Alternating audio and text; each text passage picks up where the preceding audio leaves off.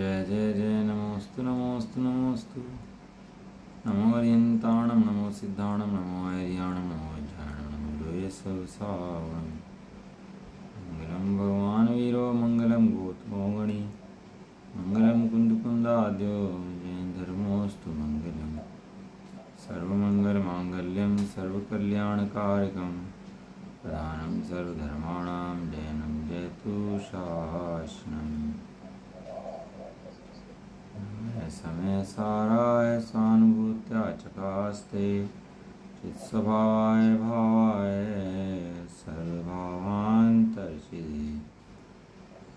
वन्दितु सर्वसिद्धे शर्मणां गतिं पत्ते ओच्छामि समय पावनमोऽस्तु भणिनम्। इस समय साजी ग्रहण और इसके अंदर हम गाथा में चली थी अपनी 153 नंबर की, है ना। गाथा पढ़ लेते पहले।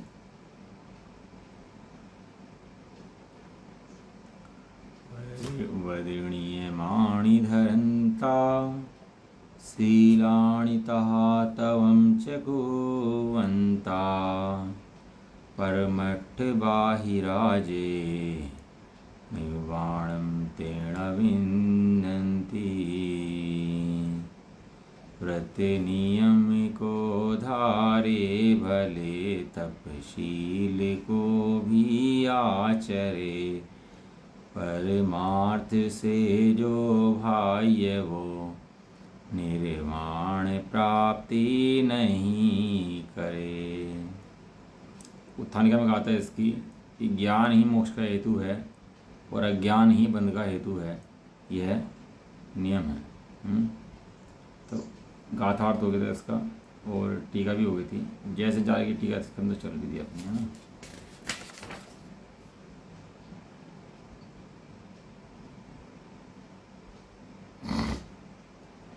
पढ़ देता हूँ इसको।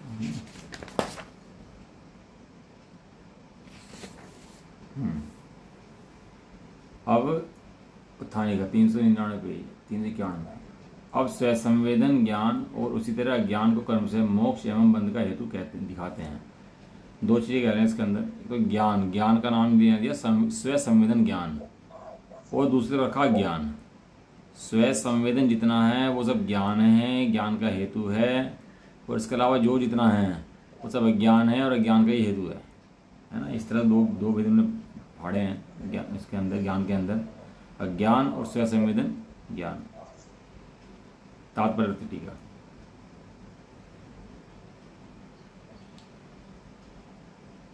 त्रिगुप्ती समाधि लक्षण वाले भेद ज्ञान से जो बाह्य हैं वे व्रत नियमों को धारण करते हुए और शील तपस्या करते हुए भी मोक्ष को प्राप्त नहीं करते हैं। ये सामने नहीं आएगा आपके, क्योंकि इसमें शास्त्र में है ना, ये अलग से टीका, इस वाले शास्त्र में नहीं है।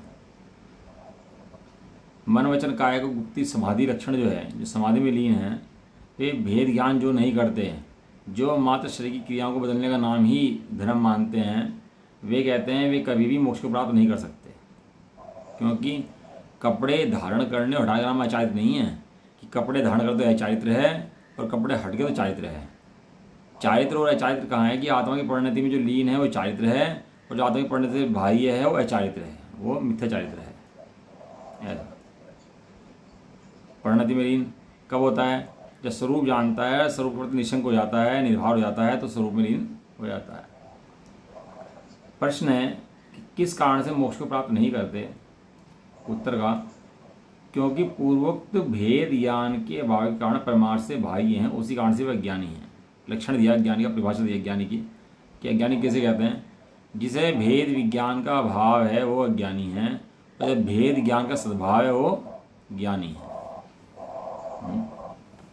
भेद विज्ञान का क्या है? इसको अभाव है। भेद ज्ञान में दो वस्तुओं को अलग नहीं जानता। जीव अलग हैं, पुद्गल अलग हैं, जड़ अलग है, चेतन अलग है, ऐसे जानते नहीं है।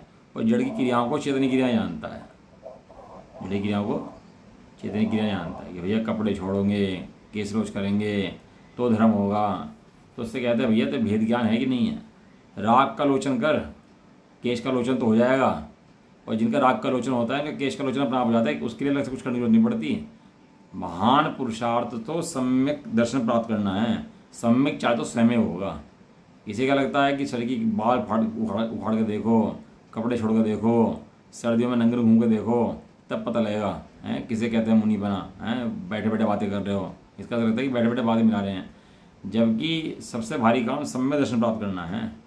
अनादिकाल से ऐसा भी हमारे साथ हुआ है कि राजा बन गए, कहीं की रानियाँ होगी, महल हो गए, चक्र हैं बड़े राजा बन गए और उन्हें छोड़ करके मुनि बन गए। ऐसा हमारे साथ अनंत बार हो चुका, एक बार नहीं हुआ। खूब केचलोच करे, खूब कपड़े उतारे, इतनी पिच्छियाँ इकट्ठी होगी कि समुद्र पर्वत बन जाए, इतने माताओं के आंसू इकट्ठे हो गए कि लवण समुद्र बढ़ जाए, तो भी मोह का अंश नहीं हिला। क्यों? क्योंकि सारे कर्मों की जड़ कौन क्या है? सारे कर्मों की जड़ मोहनीय कर्म है। मोह कर्म, सारे कर्मों की जड़ क्या है? मोहनीय कर्म है। मोहनीय कर्म पहाड़ के समान है, दर्शन मोहनीय मिथ्यात्व, और चारित्र मोहनीय और बाकी कर्म राई के पहाड़ के समान है, राई के समान है। अब ये राई के लिए तो करता है मेहनत ऐसे से पहाड़ डाल रहा हो, और पहाड़ों को समझता ही नहीं है, तो राई की ओर में पहाड़ छिपा हुआ है पूरा का पूरा। काम क्या है? भेद विज्ञान करके मिथ्यात्व का भाव करना, ये कार्य है। लिख रहे हैं इसके अंदर कि भेद विज्ञान के अभाव के कारण परमार्थ से बाह्य हैं, इसलिए वे अज्ञानी हैं। अब बाहर में कोई वेशान कर लो, उससे मतलब नहीं, 6 अक्षर बढ़ा लो, क्रियाएं बदल लो, तो उससे भी ज्ञानी नहीं हो जाते। ज्ञानी तो ज्ञान स्वरूप आत्मा में बैठे सो ज्ञानी, और ज्ञान स्वरूप आत्मा को ना देखे सो अज्ञानी।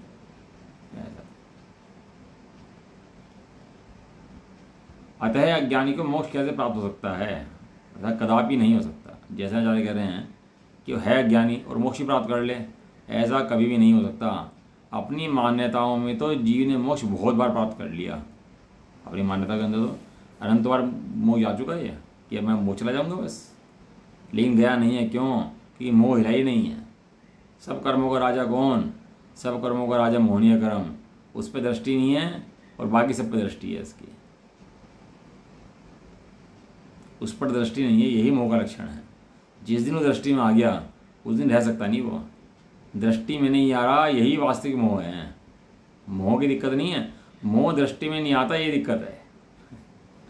वो चोर होता है ना, चोरी करता है और वहाँ CCTV कैमरे लगे रहते हैं, और वो चोर चोरी करके चला जाता है और CCTV कैमरे लगे रहते हैं, और तो पकड़ में आ जाता है कौन है। ये मोह यदि ज्ञान पकड़ ले मोह को, तो मोह रह सकता नहीं, पकड़ में आ जाएगा। लेकिन लक्ष्य होता क्या है कि वो दृष्टि में मोह आता नहीं है और मोह चलता रहता है, और मोह के नए नए अड्डे बन जाते हैं, और बस सारा दिन मोह का साइलेंट रूप से विराजमान रहता है। अब इसको लगता है मैं राजा हूँ, मैं रंक हूँ, मैं भिखारी हूँ, मैं अमीर हूँ, मैं गरीब हूँ, मैं स्त्री हूँ, मैं पुरुष हूँ, मैं लड़का हूँ, मैं पढ़ने वाला हूँ, हम नौकरी करने वाले हैं, व्यापारी हैं। सारे दिन ये खाला डूबा हुआ अपनी ज़िंदगी पूरी करता रहता है। सपने में सोया रहता है ना, ज़िंदगी पूरी करता है, ऐसे मुँह में डूबा हुआ अपनी ज़िंदगी पूरी कर देता है, पूरी पूरी। अपने स्वरूप का भान इसको होता ही नहीं है। अतः अज्ञानी को मोक्ष कैसे प्राप्त हो सकता है? आचार्य कहते हैं नहीं हो सकता। यानी कि भेद ज्ञान के अभाव में अज्ञानी है, अज्ञानी को मोक्ष प्राप्त हो सकता, और मोक्ष प्राप्त हो सकता सुखी हो नहीं सकता, ये कह रहे हैं। तो मुख्य क्या है? भेद विज्ञान का मुख्य है। भेद विज्ञान करके तो व्रत नियमशील तब भी आएंगे, स्वयं आएंगे जीवन के अंदर, जबरदस्ती लाने नहीं पड़ेंगे। तो बलपूर्वक तत्व निर्णय कर, तत्व विचार कर। तेरा मुख्य कर्तव्य क्या है? तत्व निर्णय करना। या परिश्रम करते हैं ना, परिश्रम कर रहे हैं सारे दिन बाहर में, ये सब दुख का परिश्रम है, ये सुख का परिश्रम नहीं है सारे दिन। ये सब दुखी होने का परिश्रम वेद कर रहे हैं। ज्ञान के लिए परिश्रम में पुरुषार्थ चाहिए, सहजता चाहिए। ज्ञान का कार्य सहज स्वयं में चल रहा है, कुछ करने की जरूरत नहीं है। ऐसा जानने के बाद सहजता हो तो उसका नाम पुरुषार्थ है। और कुछ करूं, कुछ हटाऊं, कर्म को हटाना पड़ेगा, लाना पड़ेगा, छोड़ना पड़ेगा, ये सब जो पुरुषार्थ तू कहता है ना, ये सब परिश्रम जो है ये दुख का हेतु है, सब कुछ ये एकदम। भैया समझो, मात्र क्या करो? समझो। समझ का मार्ग है, समझो समझो समझो। समझ का पिंड है भैया तू, स्वयं होते हुए कार्य को समझना है। जो समझेगा सो पाएगा, और जो नहीं समझेगा वो नहीं पाएगा। सीधा सीधा गणित है भैया सामने। कदापि उसको मोक्ष नहीं हो सकता, परंतु जो परम समाधि रूप भेद विज्ञान से सहित हैं, कह रहे जो परम समाधि में स्थित हैं। समाधि किसे कहते हैं? जो भेद विज्ञानी है उसकी समाधि है, और जो भेद विज्ञानी नहीं है वो समाधि में स्थित नहीं है। ये कह रहे हैं। ये समाधि ले लीजिए हमने तो समाधि में क्या करा भाई तूने कि मैंने अब जब वो छोड़ दिया जी खाना, फिर उसके बाद उसका वो छोड़ दिया, पीना छोड़ दिया, फिर मट्ठा छोड़ दिया, फिर पानी छोड़ दिया है धीरे धीरे, और सूख के कांटा हो गया, तो समाधि हुई कि नहीं हुई? और राजेंद्र पंडित जी थे ना अपने, वे कहते थे कि पहले जब मैं मुमुक्षु नहीं था तो क्या करता था, बहुत भूखा रहता था और पेट सुखा लिया था, बिल्कुल पेट प्यास लगती थी तो पानी की पट्टी पेट बांधता था, सारा साथ तक पड़ा रहता था कई दिन तक। तो सूखे हैं, वजन ही बहुत कम है राजेंद्र पंडित जी का, बहुत हल्के हैं एकदम, बिल्कुल सुखा लिया अपने आप को। तो जो है जब तत्व ज्ञान निर्णय में आया तब समझ में आया कि शरीर को सुखाने का नाम धर्म नहीं है, परिणाम में राग को सुखा दुबला करके उसका नाम धर्म है। खाट के अंदर वो घुस जाते हैं ना, खटमल घुस जाते हैं और निकालने हो खटमल, तो क्या करते हैं, धूप में गिरते हैं उसको ले जा करके, और क्या वो खटमल को हटाना पड़ता है कि भाग जाते हैं खुद ही? हटाना पड़ता है उसको, खटमल को निकालना पड़ता है, खुद ही भाग जाते हैं, निकल छोड़ के भाग जाते हैं। ऐसे भेद विज्ञान कर, जीव जुदा पुद्गल जुदा, मैं जुदा जड़ जुदा, जड़ के लक्षण अलग हैं और मेरे चेतन के लक्षण अलग हैं, मैं चैतन्य मूर्ति हूँ, भगवान आत्मा हूँ, ऐसा भेद विज्ञान करेगा तो कर्मों के खटमल खुद चले जाएंगे। तो अपनी खाट को धूप में घेर यहाँ धूप क्या है, भेद विज्ञान की धूप में अपने खाट को घेर, तो राग आदि के सब चले जाएंगे, कोई नहीं बचेगा, कोई भी भगवान बन जाएगा। केवल करना क्या है, भेद विज्ञान करना है, इतना तो गणित समझना है बस। परंतु जो परम समाधि लक्षण रूप भेद विज्ञान से सहित हैं, लेकिन बाह्य द्रव्य रूप व्रत नियमों को ना धारण करते हुए भी, टोड़ में लिखा है इसके लिए कि बाहर में तत्व विचार वाला हो और बाहर में व्रत ना हो, तप ना हो, नियम ना हो, संयम ना हो, तो भी पैसुरनाथ जजे हैं, उसको सुरों के नाथ इंद्र भी नमस्कार करते हैं। बात समझ में आनी थोड़ी मुश्किल है, गले से जो उतरती नहीं है बातें, इतनी महत्वपूर्ण बातें हैं। क्या है, जीव को अपनी मर्जी का धर्म मान लिया, मन मर्जी का धर्म नहीं है कि मन मर्जी से कुछ भी मान लिया, भगवान की आज्ञा के अनुसार समझ का धर्म है, समझे सो पावे। और मन मर्जी से कुछ भी कल्पनाएं कर ले तो वो तो अनंत बार कर चुका भाई, लेकिन धर्म आज तक भी उससे हुआ नहीं। कह रहे जिसने भेद विज्ञान धारण करा है वो भाई व्रत नियम को धारण ना करते भी, ऐसा नहीं कि व्रत नियम की इसकी इच्छा नहीं है धारण करने की, व्रत नियम की धारण की इच्छा है लेकिन धारण नहीं कर पा रहा है कारण वजह बाहर की स्थिति बस, लेकिन अंदर में भेद विज्ञान करके बैठा हुआ है कि जीव जुदा है पुद्गल जुदा है। ऐसा धारण करने के बाद वो जीव कह रहे धारण ना करते हुए भी, बाह्य द्रव्य रूप शील तपस्या को ना करते हुए भी मोक्ष को प्राप्त कर लेता है। ये नहीं कह रहे कि वो धारण नहीं करेगा, धारण तो अवश्य करेगा, मुनि बनेगा, व्रत भी करेगा, सब करेगा, लेकिन क्या है कि वर्तमान में धारण करने में असमर्थ है तो भी मोक्ष को प्राप्त कर लेगा। और जो क्रियाओं को करके बैठा है उससे मोक्ष मान रहा है वो मोक्ष कभी प्राप्त नहीं करेगा। इसलिए कौन मोक्ष के गामी है, जो भेद विज्ञानी है सो ही मोक्ष के गामी है।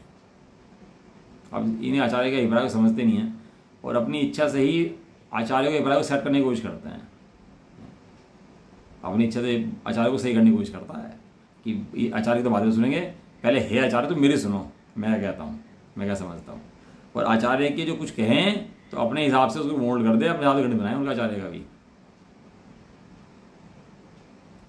वह भी किस प्रकार कारण से मोक्ष को प्राप्त कर लेते हैं, कारण दे रहे आचार्य तो एक एक चीज ऐसे समझाते हैं भैया कि समझ जाएगा। कह रहे कि वो कारण क्या है उसका, वो जो भेद विज्ञानी जीव किस कारण से मोक्ष प्राप्त कर लेता है और जो भेद विज्ञानी नहीं है वो किस कारण से मोक्ष को प्राप्त नहीं करता। तो उसको कहते हैं कि उत्तर, क्योंकि पूर्वोक्त भेद विज्ञान के स्वभाव से परमार्थ से बाहर न होने के कारण वे ज्ञानी हैं और ज्ञानियों को ही मोक्ष होता है, ज्ञानी को मोक्ष होता ही है और अज्ञानी को मोक्ष होता नहीं ही है, कभी नहीं होता है। और ज्ञानी कौन है, ज्ञानी कौन है, जो ज्ञान स्वभावी आत्मा को देखे सो ज्ञानी और ज्ञान स्वभावी आत्मा को ना देखे सो अज्ञानी। कहीं आया बात ये कि हाँ जो पश्यति अपाणम ऐम एक को खल शुद्धो, सब गाथाओं में भैया यही बात है। और पूरे जिनागम का सार भी यही है कि जो अपने को भेद विज्ञान के द्वारा भिन्न जानता है वो तो आगे पीछे मोक्ष चला जाएगा, लेट चला जाएगा। लेकिन जो अपने को आत्मा नहीं देखता, वो भले भारी क्रियाओं से मोक्ष मानता हो तो वो तो कभी भी मोक्ष नहीं जाएगा, उसका मोक्ष कभी भी होने वाला नहीं है। गणित भैया गजब का है। उसका कुछ विस्तार कहते हैं, और उसका देखो जैसे जैसे विस्तार कर रहे हैं। विस्तार क्यों करते हैं? क्योंकि ये समस्या कोई आज की समस्या नहीं है, ये महावीर भगवान के टाइम समस्या चली आ रही है। पुण्य पाप अधिकार कब लिखा पूर्वाचार्य ने? 2000 साल पहले लिखा। क्यों लिखा उस टाइम?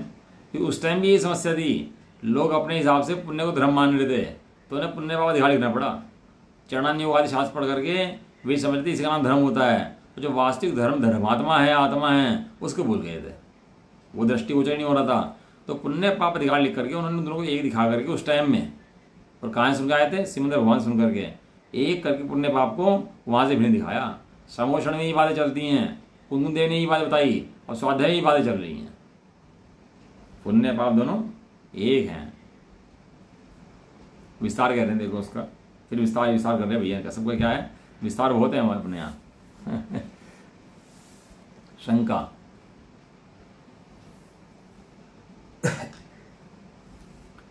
व्रत नियम शील बहिरंग तपस्रण आदि के बिना भी यदि मोक्ष होता हो तो संकल्प विकल्प रहित के विषय व्यापार में भी पाप नहीं है, तपस्रण करने के अभाव में मोक्ष होता है। इस प्रकार सांख्य शैव मतानुसारी कहते हैं, ऐसा उनका मत भी सिद्ध है। बहुत बढ़िया बात इन्होंने ले रहे हैं। देखो भैया, तुमने कहा तप के बिना ही मोक्ष हो जाएगा, उसको व्रत नियम के बिना ही मोक्ष हो जाएगा, तो ऐसा तो सांख्य मत ही हैं, शैव मत अनुसारी हैं, वे भी कहते हैं कि भाई व्यापार करो, बस अपना आत्मा जानो, मोह लो, अपना मोक्ष हो जाएगा। है कैसा अनेकांत का धर्म समझ में नहीं आता, तो जीव कैसी कैसी खोटी चेष्टाएं करने लग जाता है, कैसे कैसे सोचने लग जाता है। क्या धान कूटते हैं ना, तो धान कूटते हुए क्या होता है कि चावल भारी होता है और धान हल्का होता है, तो चावल नीचे बैठ जाते हैं और धान ऊपर आ जाता है। अब कूट रहा है क्या?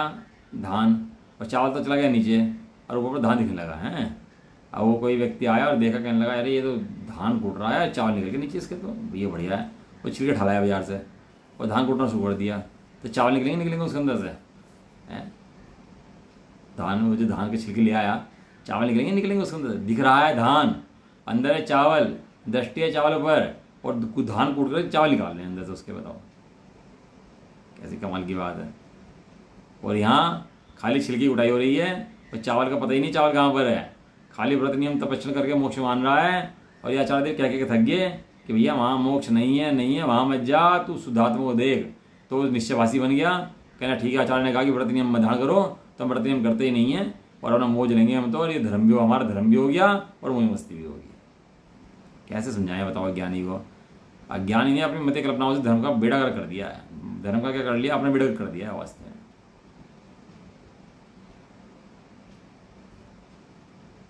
क्या कह रहे थे आचार्य देव? इससे पूछ लेते हैं क्या समझाना चाह रहे हैं। देखो मैं तो वो कहता है प्रश्न शंकाकार, कहने लगा तो तुमने तो कह दिया कि भाई तपस्या के बिना मोक्ष हो जाएगा, तो वो भी यही कहता है, तो वो तो ठीक है, फिर तो ऐसा काम हो जाएगा तो वो बढ़िया हुआ है। तो ये तो मैं चाहिए रहा था, ये तो मजा आ गया मेरे, खाता पीता भी रहूँ हैं, दिन रात कुछ भी करता रहूँ, अब मेरा मोक्ष हो जाएगा, तो बढ़िया काम हुआ है। समाधान में लिखा ऐसा नहीं है। समाधान के अंदर पहला शब्द दिया, क्या लिखा? ऐसा नहीं है, तेरी मान्यता गलत है। अच्छा हुआ शंकाकार ने प्रश्न पूछ लिया, मन में लेके नहीं बैठा रहा घर पे अपने। यदि मन में लेके चला जाता तो शंका बन जाती है, इसलिए पाप खड़े हो जाते हैं। लेकिन शंका मन में कैसी भी आए, तुरंत पूछकर समाधान कर लेना चाहिए, शंका मन में रखनी चाहिए अपने। अब भगवान ने, आचार्य ने सब समाधान करे हैं भैया शंकाओं के, क्योंकि शंका नहीं रहनी चाहिए। शंका रह गई तो शंका घर कर जाती है। और सम्यक दर्शन का पहला लक्षण निशंकित है। निशंकित माने शंका से रहित। और शंका कैसे दूर होती है? इन सिद्धांतों को पढ़ने से, तर्क लगाने से, उनका अभ्यास करने से, आचार्य से बारंबार पूछने से ये शंका का भाव हो जाता है इसकी, ये ऐसा क्यों है, कि हाँ पढ़ता रहे, अंदर में शंका लेके बैठा रहे, तो उससे मोक्ष होता नहीं है। फिर वो शंका का बीज अंदर में पड़ा ही रहता है, बीज सीजता ही नहीं है उसका। निशंकित इसलिए पहले लिखा। ये लोग शंका दूर करी सारी है कि पहले तो शंका दूर कर ले, क्वेश्चन से, आंसर से, सुन के, सोच के, तर्कों से, न्याय से, निर्णय से, अनुमान से, आगम से। पहले तुम्हें शंकाएं दूर कर, तेरी शंकाएं दूर होंगी तो तेरा मोक्ष आने में देर नहीं लगेगी, लेकिन पहले दूर क्या होगी, पहले तो शंका दूर होनी चाहिए। ऐसा कहा ऐसा नहीं है, क्यों? क्योंकि निर्विकल्प त्रिगुप्ती समाधि लक्षण रूप भेद विज्ञान सहित पुरुषों का मोक्ष होता है, ऐसा विशेष रूप से अनेक बार कहा गया है। ये अनेक बार बार बार कह रहे हैं कि भैया जो समाधि भेद विज्ञान जीव है उसको मोक्ष होता है, अन्य किसी को मोक्ष होता नहीं है, ये बार बार कहा जा रहा है। एवं भूत नय से भेद ज्ञान के काल में शुभ रूप जो मन वचन तथा काय के व्यापार को परंपरा मुक्ति का कारण कहा जाता है। मन वचन काय के व्यापार ही मुक्ति नहीं है, लेकिन जिससे भेद ज्ञान करता है उससे मन वचन काय के व्यापार की शुभ प्रवृत्ति होती है, अशुभ प्रवृत्ति नहीं होती। अशुभ प्रवृत्ति वाले जीव को भेद ज्ञान नहीं होता, ये कह रहे।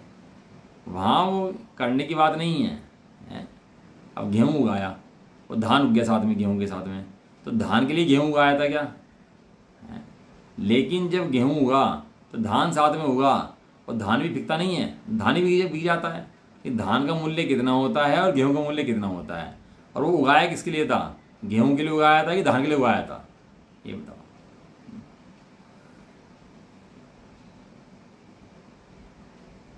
कह रहे हैं कि जिस समय भेद विज्ञान होता है उस समय मन वचन काय की शुभ प्रवृत्ति होती होती और करनी नहीं पड़ती। जो समय कार्य हो रहा है तो जबरदस्ती उसको करता है, इसका नाम मोह है। तो तेरा एक प्रयोजन है, मात्र भेद विज्ञान कर, भेद विज्ञान कर, तो भेद विज्ञान ही कर, तो संकल्प कर भेद विज्ञान का, बाकी सब काम समय होंगे। कह रहे हैं जो शुभ रूप मन वचन काय की प्रवृत्ति है उसको परंपरा से मोक्ष कारण कहा जाता है। परंपरा से मोक्ष कारण मतलब निमित्त रूप से मोक्ष कारण कहा जाता है, लेकिन वे मन वचन काय के व्यापार भी शुद्धात्मा के अंदर नहीं है, और भेद विज्ञान के अंदर उसका लक्ष्य भी नहीं है। लक्ष्य तो भेद विज्ञान वहां शुद्धात्मा का है, वहां शुभ रूप परिणाम समय हो जाता है। जो ज्ञानी धर्माता जी होते हैं ना, स्वाध्याय सभा चलाते हैं, बड़े पंडित साहब जैसे जी, हमारे भाई साहब जैसे जी स्वाध्याय सभा चलाते हैं। तो स्वाध्याय चलाते हैं तो प्रसिद्धि समय हो जाती है उनकी, क्यों प्रसिद्धि हो जाती है? सब धर्म पढ़ा रहे हैं, स्वाध्याय पढ़ा रहे हैं, उनकी प्रसिद्धि होती है। लक्ष्य प्रसिद्धि का नहीं है, लक्ष्य कहाँ का है? लक्ष्य स्वाध्याय कराने का है, और स्वाध्याय भी किस लिए? दूसरे को शुद्धात्मा दिखाने का प्रयोजन है। लेकिन वो प्रसिद्धि होती है तो प्रसिद्धि के लिए थोड़ा ना कर रहे हैं सब काम, लेकिन होती है कि नहीं होती?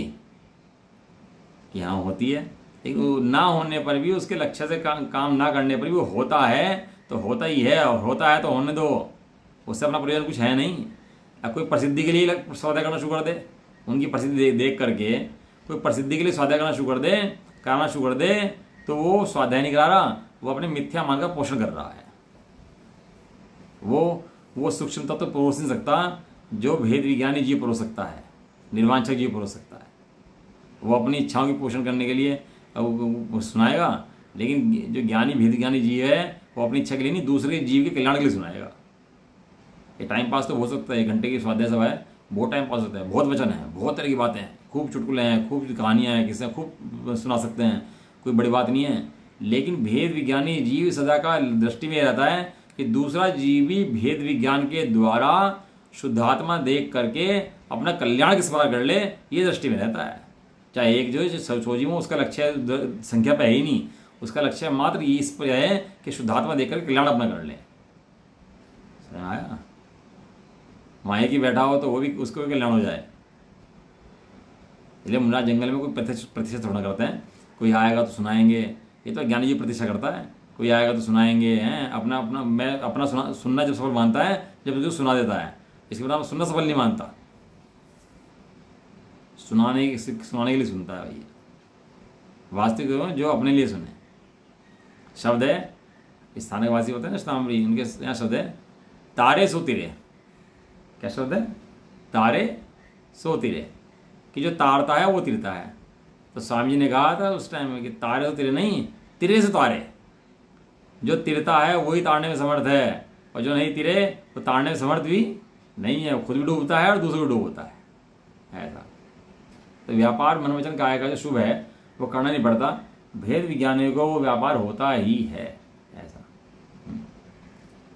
पुनः जो अशुभ विषय कषाय व्यापार रूप हैं वे विशेषता नहीं है। विशेषता से इसलिए कह रहा क्योंकि ज्ञानी जीवों के में भी अशुभ व्यापार हो जाता है, लेकिन विशेषता नहीं है, लक्ष्य नहीं है उसका, तो विशेषता नहीं है, लेकिन हो जाता है अशुभ विषय व्यापार, लेकिन लक्ष्य उसका नहीं है और शुभ का भी लक्ष्य नहीं है, शुभ भी हो जाता है, लेकिन ऐसा ना होने पर शुभ बहुत होता है और अशुभ बहुत कम होता है लक्ष्य में ना होने पर भी। क्यों? क्योंकि भेद विज्ञानी जीव है, ना पाप को चाहता है ना पुण्य को चाहता है, मात्र एक शुद्धात्मा को ही चाहता है। निश्चय से चित्त में राग भाव नष्ट होने पर बहिरंग विषय व्यापार दिखाई नहीं देता है। अब सब जुड़ान कब तक था बाहर में? जब तक अंदर में राग भाव था। अब अंदर में राग ही मिट गया अंदर से, तो जुड़ाव दिखने, बाहरी क्रियाएं दिखने पर भी अंदर में जुड़ाव उसके नहीं है। आपने गैस से पानी रखा, गर्म कर दिया, खोल रहा है पानी, अब गैस बंद कर दिया आपने, तो गैस से पानी की गैस बंद करने के बाद अब पानी गर्म है कि नहीं है? कि हाँ पानी गर्म है, अभी नहीं पी सकते, गर्म है, लेकिन थोड़ी देर में ठंडा हो जाएगा, नहीं हो जाएगा? और जैसे गैस जली ही है तो ठंडा हो जाएगा उसका, भले कम जली हो, कि उसका ठंडा नहीं होगा भाई साहब। लेकिन जैसे गैस बंद हो गई है, उसका पानी ठंडा होने पर है, उसका पानी ठंडा अवश्य ही होगा। ऐसे भेद विज्ञानी की दिखने पर भी, कर्मों का दिखने पर भी, जीवन में कषाय दिखने पर भी उसका लक्ष्य वहाँ नहीं है, उसके नीचे की गैस बंद होगी और उसका लक्ष्य कहाँ पर है? उसका लक्ष्य भेद विज्ञान के द्वारा शुद्धात्मा पर है। अब बहुत तेजी से कषाय घटती हैं उसकी। कैसे घटती हैं? बहुत तेजी से कषाय घटती हैं उसकी। लंबी तीव्र कषाय नहीं पकड़ते यानी जी, ये उन्हें पता है, क्योंकि वो उसका राग भाव नष्ट हो गया है उसके जनित। और ये कब तक चलती हैं? तो राग भाव रहता है तब तक चलती हैं। देखिए ये वही उदाहरण आ गया। जैसे चावल के अंतरंग छिलके ललामी के जाने पर बहिरंग छिलका नहीं रहता है। देखो चावल के दो छिलके होते हैं, एक तो अंदर में, एक तो बाहर में छिलका होता है ब्राउन कलर का, और उसके अंदर में लाल छिलका होता है। जो ब्राउन चावल देखा होगा आपने, ब्राउन चावल आता है, उसके अंदर एक छिलका हटाया था, दूसरा छिलका नहीं हटता उसके अंदर।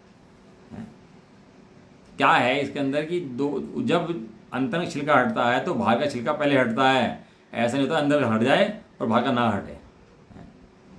गोला देखा आपने? गोले के अंदर एक ब्राउन कलर का छिलका अंदर होता है और ऊपर उसका खोपरा होता है।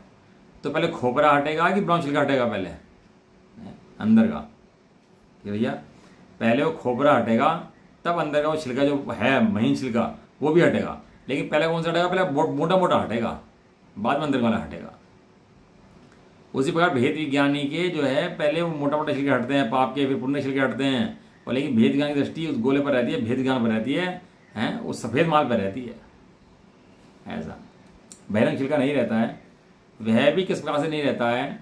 उत्तर शीत और उष्ण के परस्पर विरोधी बने की तरह निर्विकल्प समाधि लक्षण रूप भेद विज्ञान और विषय व्यापार दोनों ही परस्पर विरोधी हैं। जहां प्रकाश है वहां अंधकार कितना रह सकता है? बताओ थोड़ा बहुत। जहां प्रकाश है वहां अंधकार कितना रह सकता है? कितने अंधकार हो जगह हैं वहां पर जहां प्रकाश है? तो कहते हैं भाई साहब जहां प्रकाश है वहां अंधकार को बिल्कुल जगह नहीं है, और जहां अंधकार है और प्रकाश को बिल्कुल भी जगह नहीं है। दोनों का आपस में विरोध है, बैर है। बहुत बहुत जी बैरी होते हैं, नेवला सांप होते हैं, बैरी होते हैं, एक साथ बैठ नहीं सकते, रह नहीं सकते। इस तरह भेद विज्ञान का और अज्ञानी का बैर है, दोनों एक साथ रह नहीं सकते, दोनों अलग अलग ही रहते हैं। जिस समय भेद विज्ञान आता है उस समय अज्ञान को जाना ही पड़ता है, ज्ञान वहां पर रह सकता ही नहीं है। कहते हैं कि विषय व्यापार रूप होने से और भेद विज्ञान होने से दोनों भिन्न हैं। इसका मतलब ये कह रहे हैं कि इस समय भेद विज्ञान होता है, विषयों का व्यापार भी उस समय चला जाता है, रह सकता ही नहीं। अब गाथा है अगली, वही पढ़ लेते हैं है ना। अब अगली गाथा शुरू करते हैं। गाथा नंबर 54। गजबी गाथा है भैया, ये समझ लीजिए। तो इस समय साल कोई ऐसा थोड़ा महान ग्रंथ का है, एक एक गाथा श्रद्धा की सफाई के लिए। जैसे दिवाली पर घर सफाई करते हैं ना, कोने कोने से मैल निकाल के साफ करते हैं, ऐसे ही ये गाथाएं ऐसी हैं, कोने कोने से निकाल के मैल साफ करती हैं। किसका? तेरे श्रद्धा के अंदर जो मोह का मैल बैठा हुआ है उसको सफाई करते हैं, श्रद्धा नहीं लोग करते हैं तेरी भैया। तो समय सार समझ गया ना, उसका मोक्ष तो बिल्कुल नक्की हो जाता है। गाथा 154। टीका भी बड़ी है, थोड़ी सी टाइम लगेगा, 2 दिन लेंगे। अब फिर भी पुण्य कर्म के पक्षपाती को समझाने के लिए दोष बताते हैं। पक्षपात, पक्षपात किसे कहते हैं? अपने परिवार का पक्ष, कुटुंब का पक्ष, अपनी दुकान का पक्ष, शरीर का पक्ष। तो पक्षपाती कभी समझ नहीं सकता। पक्षपाती को कहते हैं जिसकी समझ का भट्टा बैठ गया, उसे कहते हैं पक्षपाती। जिसने एक पक्ष पकड़ कर सही मान लिया उसे कहते हैं पक्षपाती। जिसका नाश तय है उसे कहते हैं पक्षपाती। इसलिए आचार्य देव इतनी मेहनत करते हैं पक्षपाती समझाने के लिए। पक्ष का पक्ष छोड़ दे भाई, हैं, शुद्धात्मा लक्ष्य कर, पक्ष छूट जाएगा। एक होता है लक्ष्य, एक होता है पक्ष। पक्ष का पक्षपाती का लक्ष्य पक्ष पर रहता है, इसलिए वो मिथ्या दृष्टि है। लेकिन जो पक्ष को समझता है उसका लक्ष्य शुद्धात्मा है, इसलिए पक्ष छोड़ देता है, शुद्धात्मा में चला जाता है। क्योंकि पक्ष भी समझाने के लिए किसको है? शुद्धात्मा समझाने के लिए, लड़ने के लिए नहीं है, बहस करने के लिए नहीं है, दूसरों को समझाने के लिए नहीं है। पक्ष किस लिए समझाए? अपने शुद्धात्मा समझने के लिए पक्ष समझाए। कहते हैं पुण्य कर्म के पक्षपाती को। बहुत जी भैया ऐसे हैं, आज भरे पड़े हैं, भीड़ बड़ी बड़ी, पहले भी थी, ऐसे नहीं है, अनादिकाल से ऐसे ही चल रहा है। हम भी अनादिकाल से ऐसे मानते आए हैं, हम भी उस पक्षपाती की भीड़ में शामिल थे हम भी जय जयकार करते थे पुण्य की। तो अभी पुण्य का जो पक्षपाती है उसे समझाएंगे तो दोष लगाते हैं उसके, कि उसको दोष समझेगा तो समझ जाएगा। जब दोष समझ नहीं आएंगे तब तक समझने वाला है नहीं, और दोष समझने वाला समझ के छोड़ भी देगा इसको। जो गाता है इसको पढ़ ले। परमठ बाहिराजेते अन्नाणेन पुण्यमेच्छन्ति संसार गण हेदुम्पि मोक्ष हेदुम अजानन्ता परमार्थ बाहिर जीव गण जाने न हेतु मोक्ष का अज्ञान सेवे पुण्य इच्छे हेतु जो संसार का। संसार का कारण पुण्य कर्म नहीं है, संसार का कारण इसकी अज्ञानता है, इसका मोह है, इसकी विपरीतता है, इसकी जो हट करता है ना, ये संसार का कारण है। बताओ, हटी बालक हो, वो सीख सकता है, पढ़ सकता है, अपनी हट वहाँ चलाता हो, नहीं सुनता हो किसी की बड़े की, तो पढ़ सकता है, जीवन में कामयाब हो सकता है? कि हटी बालक भैया कामयाब नहीं हो सकता। जैसे कहते हैं भैया कि गाथा जो परमार्थ से बाह्य हैं, परमार्थ मैंने भेद विज्ञान से बाहर हैं, जो दो को भिन्न नहीं जानते हैं, ये भिन्न समझना मोक्ष का मूल है, भिन्न भिन्न नहीं करते हैं, वे मोक्ष के हेतु को ना जानते हुए क्या है, अपनी बुद्धि कल्पना से ऐसे गुरु मिल गए, ऐसे चेला हो गया, गुरु चेला धनाधन चल रही है अपनी, और क्या है, अपने ज़्यादा धर्म समझ लिया, चलता ही रहेगा वो तक भैया। आचार्य कुंदन देव उसको भैया बचाते हैं वहाँ से, और इसको परमार्थ मार्ग में लगाते हैं। तो कहते हैं वे मोक्ष के हेतु को ना जानते हुए संसार गमन का हेतु होने पर भी अज्ञान से पुण्य को मोक्ष का हेतु समझकर चाहते हैं। कितनी बढ़िया बात इन्होंने कह दी भैया। गुरुदेव ने समयसार जी का जो मर्म निकाला है वो कहीं और से थोड़ा निकाला, इन गाथाओं को पढ़ के निकाला मर्म सारा सारा भैया। गुरुदेव जैसा जीव ना होता तो इन गाथाओं का मर्म कभी समझ में नहीं आता, कि कभी कुछ कह रहे, कभी कुछ कह रहे, प्रथम ने कुछ कह रहा, द्रव्य ने कुछ कह रहा, तो दिमाग खराब कर लेता अपना, अपनी कल्पनाओं से कुछ ही मान लेता। कह रहे हैं संसार का हेतु होने पर भी अज्ञानी, कौन अज्ञानी कहाँ यहाँ? जो पुण्य से मोक्ष चाहता है वो अज्ञानी है। पुण्य को मोक्ष कारण जानता है वो कौन है? वो अज्ञानी है। पुण्य से मोक्ष होता ही नहीं होता कि भैया शुद्धात्मा में जाकर देखो वहाँ पुण्य है कि नहीं है। शुद्धात्मा के अंदर से ज्ञान निकलता है कि पुण्य निकलता है, हैं? ये पुण्य का चाहता है अपना अपना काम हो, अपना कर्म हो। तेरा कर्म पुण्य नहीं है, तेरा कर्म ज्ञान है। तेरा कर्म क्या है? तेरा कर्म ज्ञान। जिस तरह जितना बड़ा पाप गुरु कुदेव को पूजना है, इससे बड़ा पाप पुण्य कर्म को पूजना है। पुण्य कर्म की पूजा है भैया। कर्म में इतनी सामग्री मिला दी, संपत्ति मिला दी, कर्म ना होता तो कौन मिलाता हैं? ऐसा सब पुण्य कर्म के तो भैया बहुत भला है।